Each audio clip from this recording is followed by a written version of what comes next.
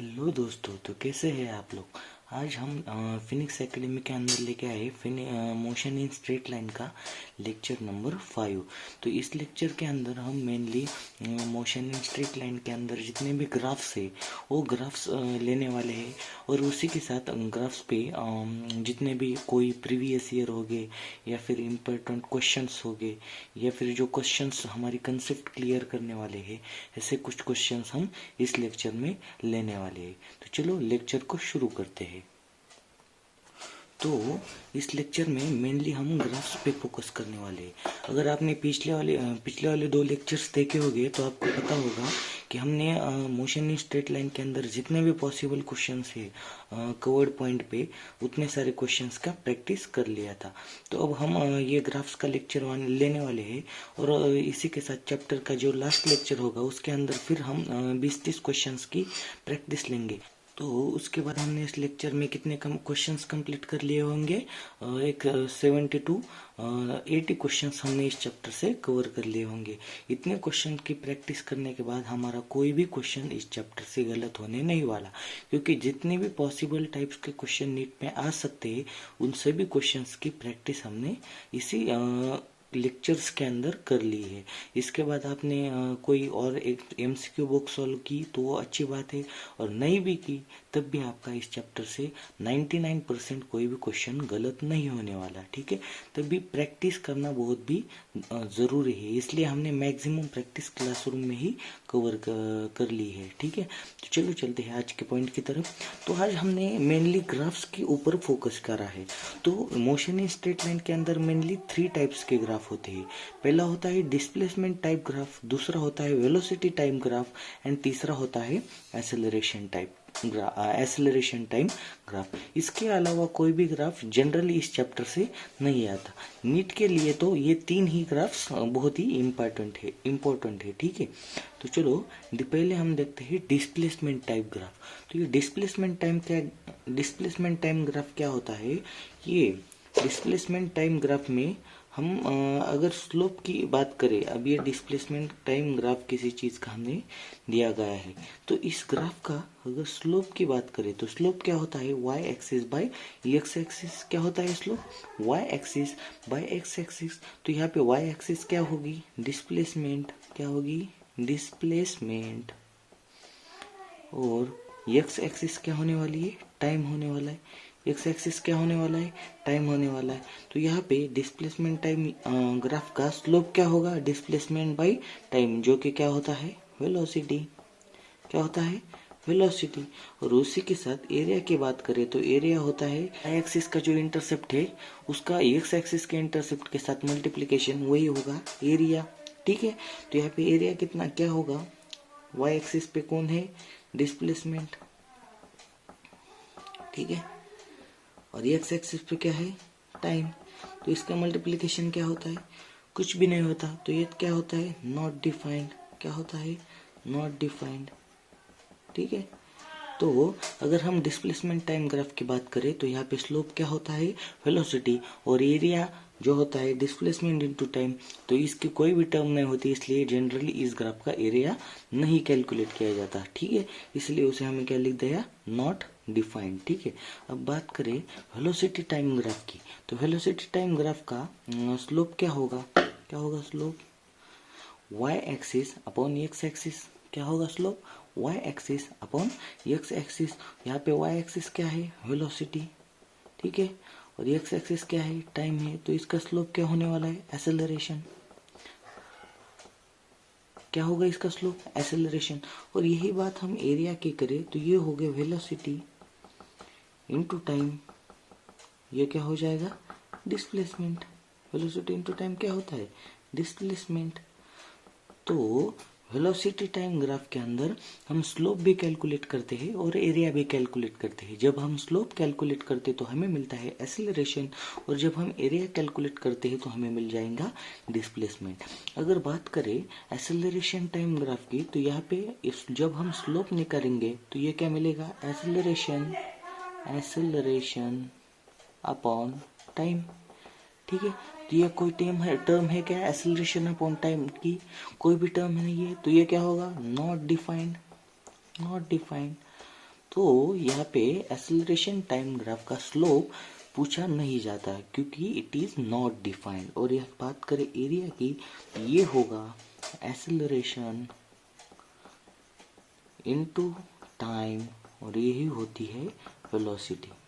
ठीक है, अगर थ्योरी यहाँ पे कोई थ्योरी क्वेश्चन आ सकता है, नहीं तो डायरेक्टली ग्राफ देकर टर्म्स पूछी जा सकती है। ऐसा ग्राफ देखकर तुम्हें वेलोसिटी पूछी जा सकती है। तो और किसी ये एंगल दिया जाएगा थीटा, तो यहाँ पे वेलोसिटी कैलकुलेट करने को बोलेंगे। तो इसकी वेलोसिटी हम कैसे कैलकुलेट करेंगे? Slope is equal to tan theta, और tan थीटा निकाल के हम स्लोप निकालेंगे और वही स्लोप क्या होगा? वेलोसिटी होगी।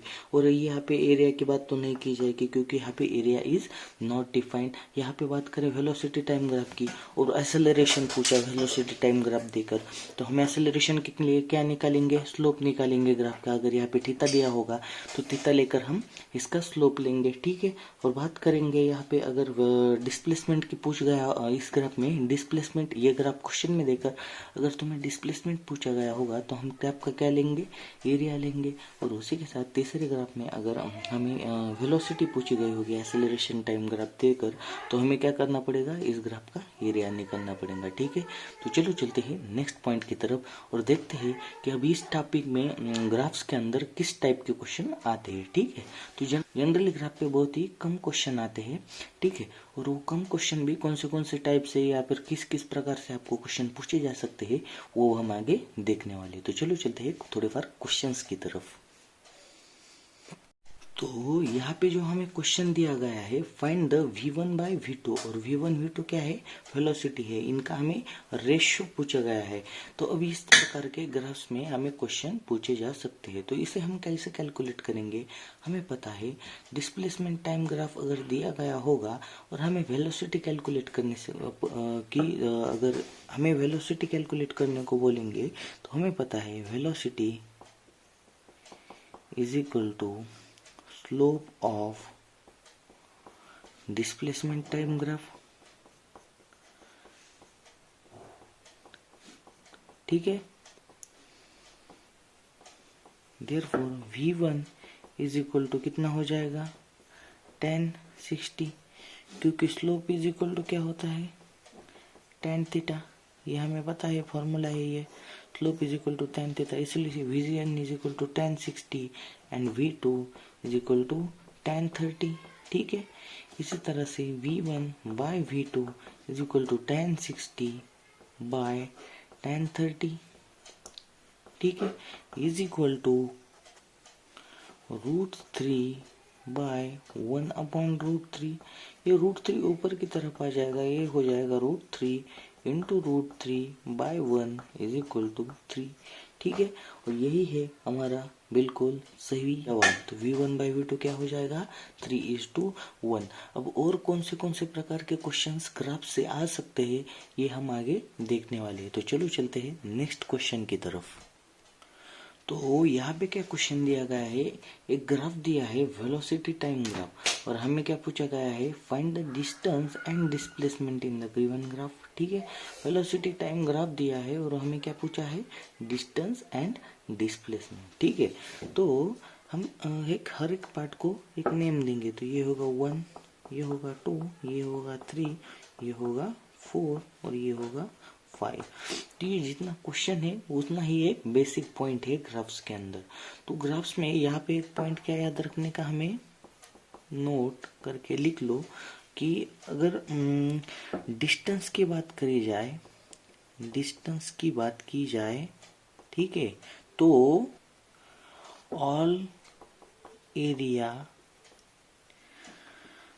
Both below and above x-axis is positive। ठीक है, तो यहाँ पे डिस्टेंस और डिस्प्लेसमेंट क्या होने वाला है? Area of velocity time graph. Distance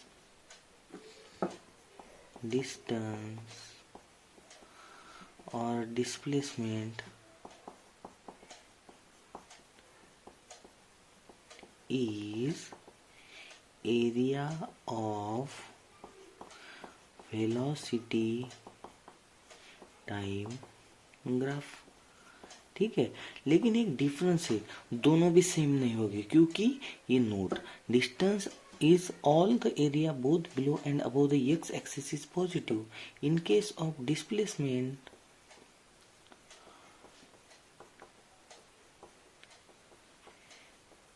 area above x-axis is positive and area below x-axis is negative. ठीक है। अब चलो हम कैलकुलेट करते हैं यहाँ पे डिस्टेंस और डिस्प्लेसमेंट क्या होने वाला है। तो हमें क्या पता है, डिस्टेंस जिसके अंदर सभी पॉजिटिव होंगे, तो ये होगा 1 + 2 + 3 + 4 + 5। और बात करें डिस्प्लेसमेंट की, तो यहाँ पे 1 + 2 होगा, +3 होगा, +4 होगा, और ये जो 5 होगा ये नेगेटिव होगा, क्योंकि ये बिलो एक्स एक्सिस है। ठीक है। तो ये होगी डिस्प्लेसमेंट और ऊपर का होगा डिस्टेंस। ठीक है। तो 1 क्या है, 1 उसका एरिया अगर हम कैलकुलेट करें तो वो ट्रायंगल है जिसका बेस होगा 2 और हाइट होगी 40 - 20 20। तो ये होगा 1/2 × 2 × 20, ये हो जाएगा 20। बात करें सेकंड की, तो ये हो जाएगा स्क्वायर जिसकी साइड होगी 20 × 2 = 40। और थर्ड की बात की जाए तो ये होगा फिर से ट्रायंगल जिसका बेस होगा 1 और हाइट होगी 20 = 10। बात करें फोर्थ की, सॉरी ये फोर्थ होगा। बात करें थर्ड की, तो ये होगा स्क्वायर रेक्टेंगल जो कि जिसकी साइड होगी 1 × 20 = 20। और बात करें 5 की, तो 5 क्या होगा, ट्रायंगल होगा जिसकी हाइट होगी 20 एंड बेस होगा 1, एरिया होगा 10, 1/2 × बेस × हाइट। तो डिस्टेंस क्या होगा, डिस्टेंस = 1 कितना है 20 + 2 40 + 10 + 20 + 10 = 60 70 80 90 100। और बात करें डिस्प्लेसमेंट की, डिस्प्लेसमेंट कितनी होने वाली है, 20 + 40 + 10 + 20 -10 = 60 70 80। ठीक है। ठीक है। तो एक सिमिलर क्वेश्चन हम आगे लेने वाले हैं जो कि आप खुद से ट्राई करो और सॉल्व नहीं हो पाया तो फिर ही सॉल्यूशन देखना है। ठीक है। तो चलो चलते हैं नेक्स्ट सिमिलर क्वेश्चन की तरफ। तो यहाँ पे क्वेश्चन दिया है और उसमें पूछा गया है फाइंड डिस्टेंस एंड डिस्प्लेसमेंट, और ग्राफ कौन सा दिया गया है, वेलोसिटी टाइम ग्राफ। तो हमें डिस्टेंस अगर कैलकुलेट करना पड़ेगा तो क्या होगा, area of velocity time graph. Distance and displacement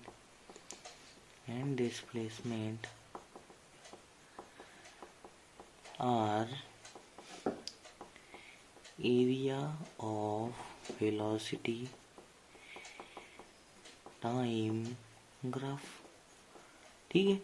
तो आपने अगर ट्राई कर लिया होगा तो आपको पिछले वाले क्वेश्चन में और इस क्वेश्चन में क्या डिफरेंस समझ में आया होगा।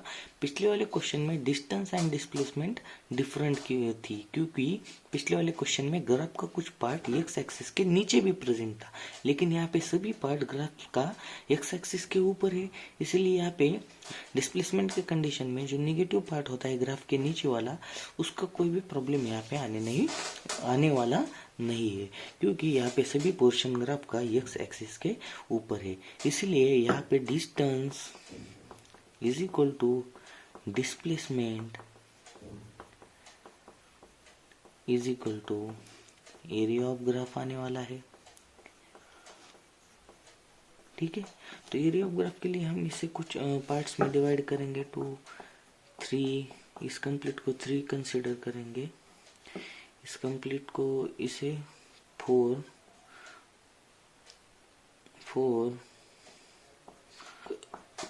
5, इस कंप्लीट को 5 कंसिडर करेंगे, ठीक है।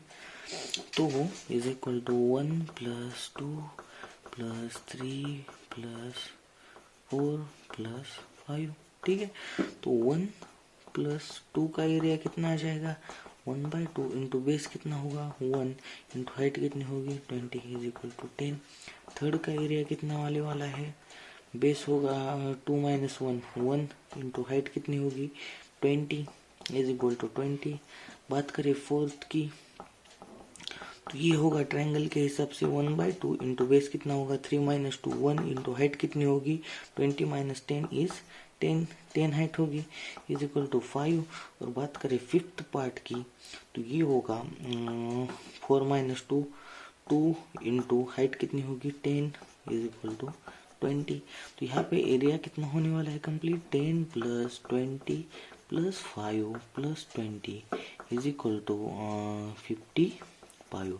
तो यहाँ पे डिस्टेंस एंड डिस्प्लेसमेंट कितने आने वाला है 55, ठीक है। सभी लोगों को क्वेश्चन समझ में आ गया अच्छी तरह से, इनके डिस्प्लेसमेंट और डिस्टेंस में क्या डिफरेंस होता है ये समझ में आ गया, ठीक है। तो चलो और एक सिमिलर टाइप का क्वेश्चन देखते हैं, जिसके बाद आपको इस पॉइंट से कोई भी कंफ्यूजन नहीं आने वाला है, ठीक है।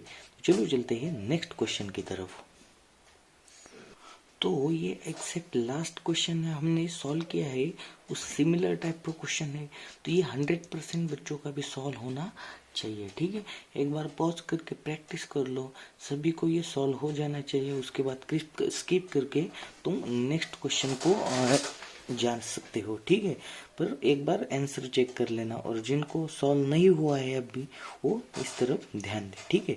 तो यहाँ पे हमें क्या बताया गया है, find the displacement and distance travel, ठीक है। तो यहाँ इस ग्राफ में सभी पोर्शन डिस्प्लेसमेंट और डिस्टेंस का पॉजिटिव लेंगे, क्योंकि सभी पोर्शन एक्स एक्सिस के ऊपर है ग्राफ का, ठीक है। क्योंकि अगर ग्राफ के नीचे कुछ पोर्शन होता तो वो से हम डिस्प्लेसमेंट कैलकुलेट करते वक्त नेगेटिव ले लेते, लेकिन यहाँ पे सभी पोर्शन ग्राफ का एक्स एक्सिस के ऊपर है, इसीलिए distance is equal to displacement is equal to area of graph. तो ये इस टाइप के क्वेश्चन हम बार बार क्यों ले रहे हैं, क्योंकि कंफ्यूज हो जाते हैं बहुत सारे लोग कि कब क्या पॉजिटिव लेना है कब क्या नेगेटिव लेना है, डिस्टेंस में कब सब पॉजिटिव होता है, डिस्प्लेसमेंट में क्या नेगेटिव होता है। तो इस कंफ्यूजन दूर होने के लिए यहाँ पे बहुत सारी प्रैक्टिस होना जरूरी है, इसी वजह से हम इस टाइप के क्वेश्चन की प्रैक्टिस बहुत ज़्यादा ले रहे हैं। इसके बाद और एक एग्जांपल लेंगे जिसमें कुछ पोर्शन ग्राफ का एक्स एक्सिस के नीचे होगा, तो फिर वहाँ पे भी किस तरह से हमें कैलकुलेशन करनी पड़ेंगे डिस्प्लेसमेंट निकालने के लिए, और किस प्रकार के कैलकुलेशन करनी पड़ेगी डिस्टेंस निकालने के लिए, ये हम देखने वाले। तो यहाँ पे क्या होगा, distance is equal to displacement is equal to area of graph. Reason क्या है, because all the portion of the graph is above the x axis. यहाँ पे कोई भी नेगेटिव पोर्शन होने वाला नहीं है, इसीलिए सभी पोर्शन पॉजिटिव होगा और distance is equal to displacement हो जाएगा। तो चलो ग्राफ्स को पार्ट्स में डिवाइड कर देते हैं। ये हो जाएगा पार्ट 1, ये हो जाएगा पार्ट 2, ये कंप्लीट हो जाएगा पार्ट 2, ये हो जाएगा पार्ट 3, ये हो जाएगा पार्ट 4 इज इक्वल टू 1 + 2 + 3 + 4, ठीक है। 1 क्या है, एरिया ऑफ 1 क्या है, ट्रायंगल है जिसका बेस क्या एरिया क्या होता है 1/2 into base into height. Base है 20 इंटू हाइट कितनी है 20, एरिया कितना हो जाएगा 200, ठीक है। अब बात करें सेकंड पार्ट की, तो ये क्या है, रेक्टेंगल है जिसकी साइड कितनी है 40 - 20 कितनी हो जाएगी 20 इंटू हाइट कितनी है 20, ये हो जाएगा 400। बात करें थर्ड पार्ट की, तो ये क्या है, ट्रायंगल है 1/2 इंटू बेस कितना है 40 - 30 10 इंटू हाइट कितनी है 80 - 20 60 इज इक्वल टू 300। बात करें फोर्थ पोर्शन की, तो ये होता है ट्रायंगल 1/2 इंटू बेस कितना है 80 माइनस 40 मतलब 40 एंड हाइट कितनी है 80, तो ये हो जाता है 20 1600। तो total distance is equal to displacement क्या हो जाएगा 200 plus 400 plus 300 plus 1600 is equal to 600 plus 1900 is equal to 2500। तो यहाँ पे distance is equal to displacement is equal to कितना होने वाला है 2500। ठीक है, तो चलो चलते हैं नेक्स्ट क्वेश्चन की तरफ। तो ये सेम टाइप का लेकिन थोड़ा सा कंफ्यूजिंग टाइप का क्वेश्चन है। ये अगर सॉल्व हो जाएगा तो इसके बाद ग्राफ्स का कौन से भी टाइप का क्वेश्चन आपसे पूछा जाएगा तो वो गलत नहीं होने वाला, क्योंकि अभी हमने एक 4-5 क्वेश्चन कर लिए ट्राई, जिसके अंदर हमने सभी टाइप्स के क्वेश्चन लिए हैं। उसी के साथ हम आगे एक थोड़े फार क्वेश्चन लेंगे, उसके बाद प्रीवियस ईयर जितने भी ग्राफ्स के अंदर है वो सभी लेने वाले हैं। उसके बाद ग्राफ के अंदर का कोई भी क्वेश्चन बचने वाला नहीं है। ठीक है, तो यहाँ पे हमें क्या कैलकुलेट करना है डिस्टेंस एंड डिस्प्लेसमेंट। तो हमें पता है डिस्टेंस मतलब क्या, सभी ग्राफ्स के अंदर का एरिया कैलकुलेट करने का। तो इसे लेते हैं 1, इसे लेते हैं 2, इसे लेते हैं 3, इसे लेते हैं 4। तो ये डिस्टेंस क्या होगा 1 प्लस 2 प्लस 3 प्लस 4। और बात करें डिस्प्लेसमेंट की,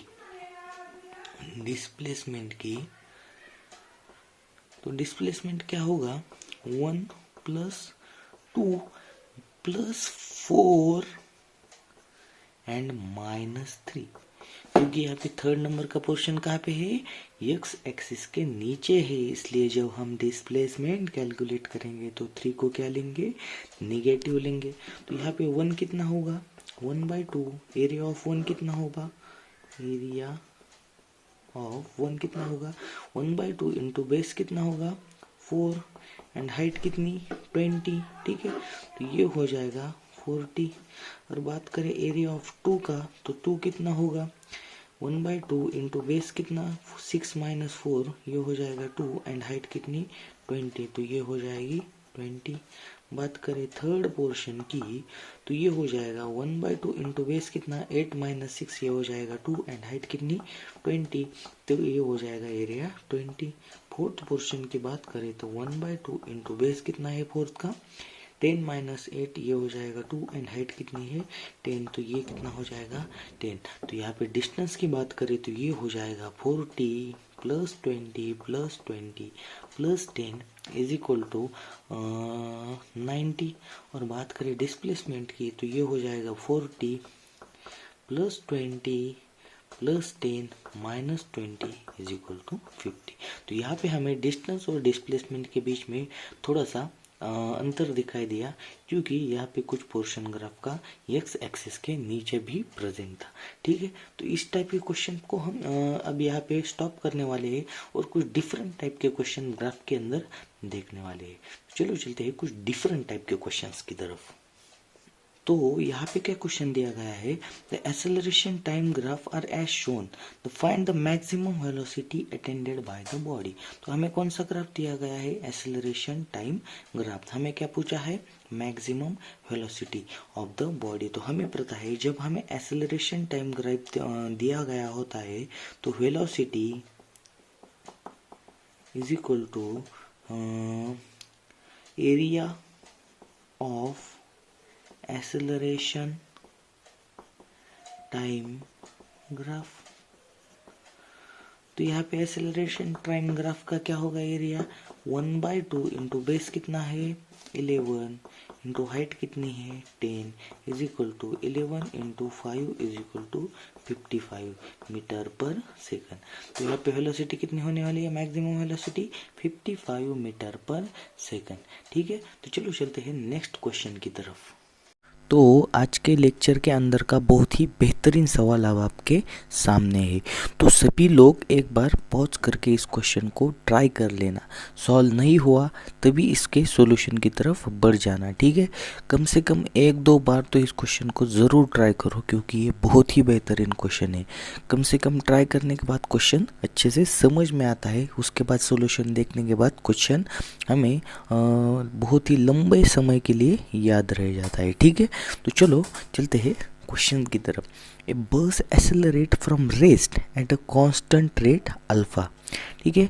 ए bus accelerate from a rest at a constant rate alpha for some time after which it decelerate at a constant rate beta to come rest. If the total time elipsed is the t second, find the maximum velocity and total distance covered। तो यहाँ पे हम consider करेंगे एक velocity time graph. तो यहाँ पे हम वेलोसिटी टाइम ग्राफ निकालने वाले हैं, ठीक है। ये होगा टाइम और ये होगी वेलोसिटी, ठीक है। बस एक्सेलरेट फ्रॉम रेस्ट, रेस्ट मतलब इनिशियल वेलोसिटी 0, मतलब यहाँ से ग्राफ स्टार्ट होगा with a constant rate alpha.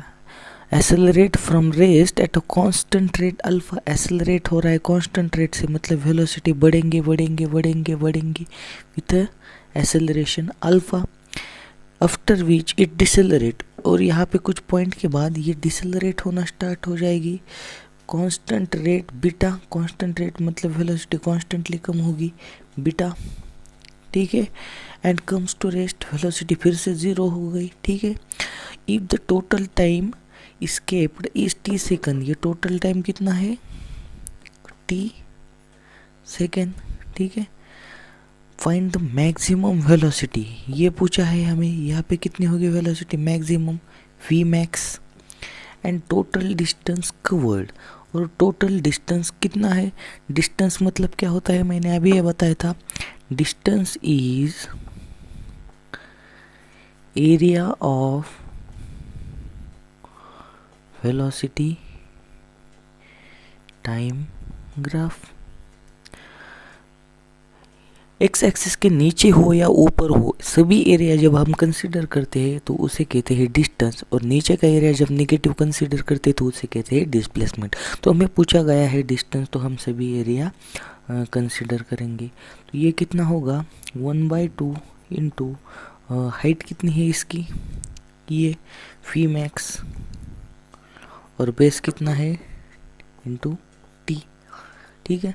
तो हमें वी मैक्स निकालना होगा तभी हमें डिस्टेंस पता चलेगा, ठीक है। तो वी मैक्स हमें क्या क्या निकालना है, maximum velocity and time T, ठीक है। तो हमें क्या पता है, इसे हम पॉइंट कंसिडर करेंगे ए, इसे करेंगे बी और इसे करेंगे C. From A to B, ठीक है। ए टू बी पे क्या है, v is equal to u plus a t, ठीक है। और यहाँ पे initial velocity from A to B, initial velocity कितनी है u is equal to 0, final velocity कितनी है v मैक्स, और एक्सेलरेशन कितना है अल्फा। और टाइम कंसिडर करेंगे, यहाँ से यहाँ तक टाइम होगा स्मॉल t, और यहाँ से यहाँ तक टाइम होगा capital T minus small t, क्योंकि ये कंप्लीट टाइम तो कैपिटल T है, ये हमने स्मॉल t कंसिडर किया तो ये हो जाएगा capital T minus small t। तो पहले इन ए टू बी तक क्या होगा, time is equal to t।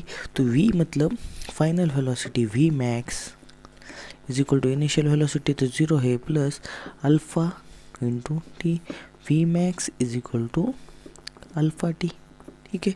और फ्रॉम b टू सी, अगर बात करें बी टू सी की, तो यहाँ पे इनिशियल वेलोसिटी यू कितनी होगी v max, final velocity v होगी 0, एक्सेलरेशन होगा बीटा, और टाइम होगा capital T minus small t. तो यहाँ पे होगा v is equal to u plus a t. V कितना है 0 इज इक्वल टू यू कितना है वी मैक्स, प्लस एक्सेलरेशन कितना है बीटा, और टाइम कितना है capital T minus small T, ठीक है।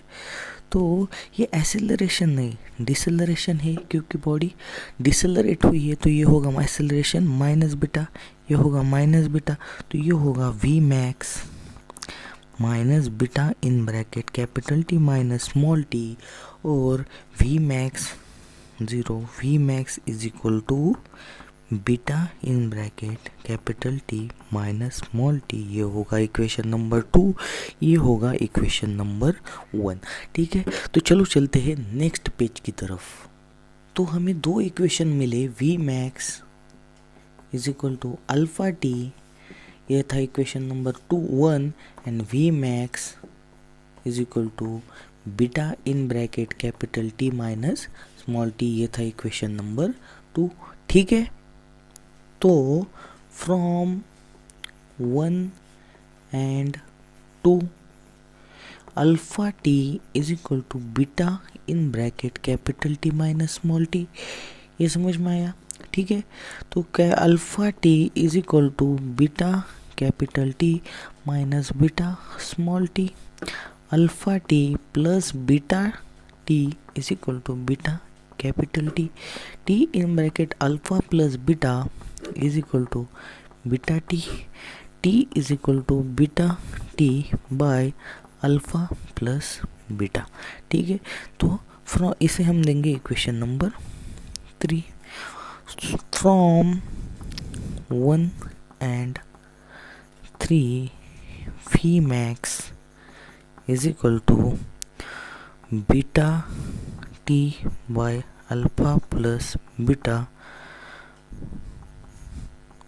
इंटू अल्फा, ये हो जाएगा वी मैक्स। ठीक है, और उसी के साथ हमें कैलकुलेट किया था distance is equal to 1/2 into V max into T, तो ये हो जाएगा 1/2 into beta T by alpha plus beta into alpha into तो time is equal to 1/2 B T square alpha by alpha plus beta, ये हो जाएगा distance. ठीक है, जो कि है बिल्कुल सही जवाब। ठीक है, तो चलो चलते हैं नेक्स्ट पॉइंट की तरफ। तो यहाँ पे एक नोट दी गई है, a body is released from the top of a tower. एक बॉडी की क्या की है, हमने टावर से रिलीज की है। अब रिलीज की है मतलब इनिशियल वेलोसिटी 0 होगी, ऑफ हाइट h, कोई h हाइट के टावर से रिलीज की है।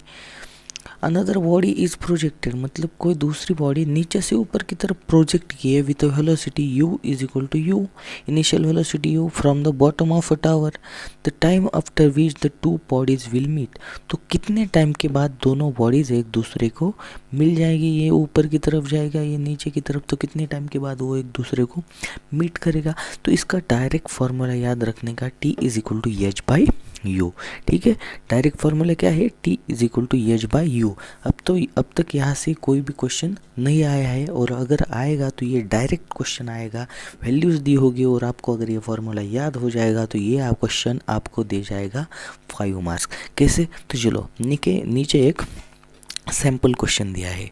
A body is released from the top of a tower of height 100 metre, h is equal to 100. Another body is projected from the bottom of a tower with a velocity 40 meter per second, u is equal to 40 meter per second.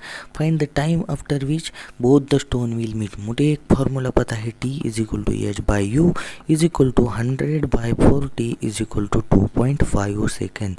तो ये 2.5 second के बाद एक दूसरे से मिल जाएंगे। ठीक है, तो यहाँ पे इस लेक्चर का हमारा लास्ट क्वेश्चन है, which of the following curve does not represent motion in 1 dimension. ठीक है, तो अगर पहला ऑप्शन की बात करें तो वहाँ टाइम बढ़ेगा तो वेलोसिटी बढ़ेगी, फिर कम होती जाएगी, तो ये 1 डायमेंशन की मोशन हो सकती है। ठीक है, अगर तीसरे क्वेश्चन की बात करें तो टाइम जैसे बढ़ेगा वैसे वेलोसिटी बढ़ेगी, और यहाँ पे देखेंगे तो टाइम बढ़ते हुए वेलोसिटी बढ़ेगी, कम होगी, बढ़ेगी, कम होगी। लेकिन यहाँ पे देखोगे तो टाइम बढ़ता है, फिर रिवर्स आता है, फिर टाइम बढ़ता है, फिर रिवर्स आता है, तो जो कि पॉसिबल नहीं है। टाइम ओनली फॉरवर्ड मतलब आगे की तरफ जा सकता है, टाइम पीछे की तरफ नहीं आ सकता, मतलब दूसरा ग्राफ गलत है। ठीक है, तो हमारा ऑप्शन क्या होगा? बी। पूछा था following curve does not represent motion in one dimension, तो दूसरा curve motion in one dimension represent नहीं करता। तो ये हमारा छोटा सा लेक्चर यही करते हैं समाप्त। मिलते हैं अगली वीडियो में, जिसके अंदर हम कुछ इंटीग्रेशंस के बेसिक आइडिया आपको लोगों को देंगे, और उसके बाद कुछ बेहतरीन सवाल मोशन इन वन डायमेंशन के अंदर जो इंटीग्रेशन और डेरिवेशन के ऊपर है, वो सभी हम उसके अगले वाले लेक्चर में सॉल्व करने वाले हैं, जिसके बाद ये चैप्टर कम्प्लीटली यहाँ पे फिनिश होगा। आपने अगर कम्प्लीटली हमारी वीडियोस देखी है और उसके अंदर के क्वेश्चन की प्रैक्टिस की है, तो मैं आपको गारंटी देता हूँ कि जो भी नीट में क्वेश्चन आएगा इस चैप्टर के अंदर से, वो आपका एग्जैक्टली और 100% सही होने वाला है। क्योंकि हमने ऐसा कौन से भी टाइप का क्वेश्चन नहीं छोड़ा या फिर कोई पोर्शन नहीं छोड़ा इस चैप्टर के अंदर से जहाँ से क्वेश्चन आ सकता है। ठीक है, तो चलो मिलते हैं।